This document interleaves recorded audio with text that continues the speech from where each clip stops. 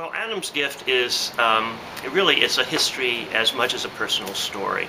The heart of Adam's Gift focuses on two church trials that I went through with the United Methodist Church. That had to do with my disobeying the policies of the church by supporting lesbian, gay, and couples. But it's also a personal story because the trials are set in the context of my life and my growing understanding of how the church has persecuted lesbian and gay, bisexual, and transgender people for centuries.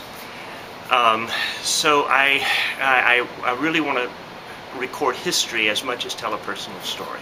I wrote Adam's Gift because as a pastor in the United Methodist Church, it became very clear to me that my church, which I was a part of, was persecuting people because of their sexuality.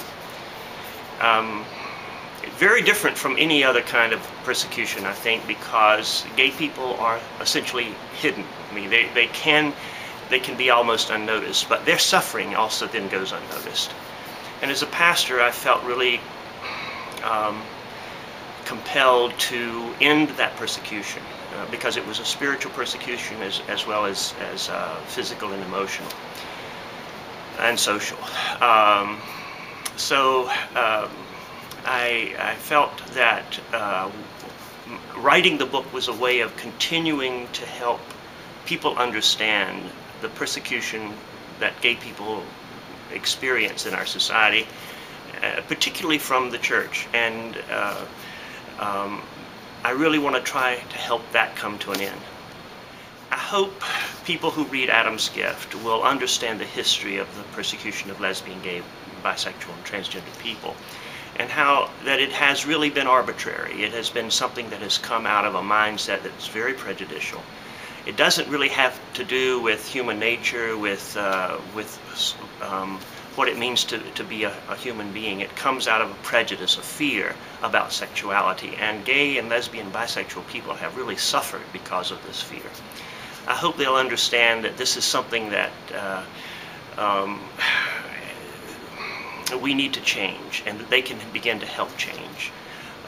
One of the things that I think is very important to me in telling this story was to show how gay people who have come out to me, who've had the courage to reveal their true humanity to me and others, have really made the difference. They've broken down all the stereotypes.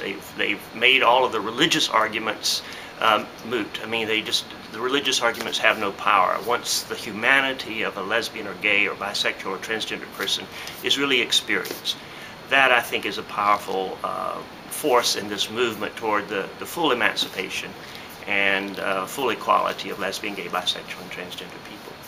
Adam's Gift is named because of Adam coming out to me, and it was his gift of the truth of himself. I had known him for 3 years. I did not know he was gay, and suddenly he came to me in great pain and revealed that he was gay and revealed how the church had caused suffering to him.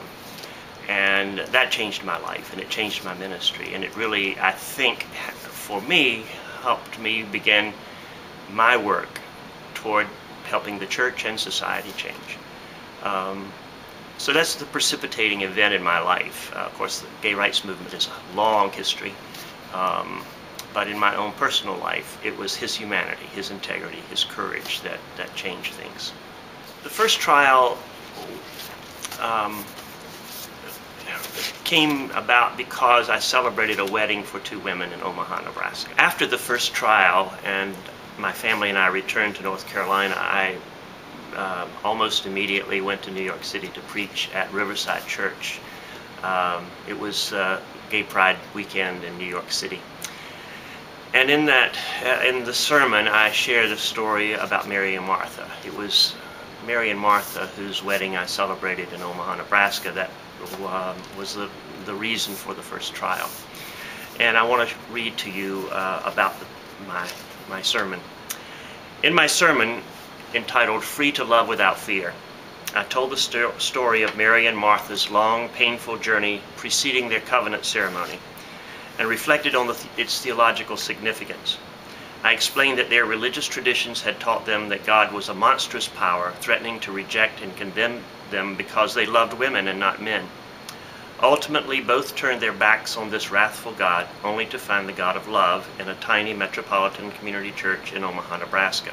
It was, I said, and now I'm quoting from the sermon, like a homecoming, not a return to a home they had left behind, but a coming for the first time to a home they had been denied by the religious traditions in which they grew up. While they thought they left God, God never left them. God was the power within each of them that would not let them deny themselves, that nudged them to leave behind the dishonesty and embrace and honor their true selves as a sacred gift. This was God's active, gracious love. It did not come from their religious training, nor from the expectations of family and friends. It came from the deepest place within their souls that knew the truth.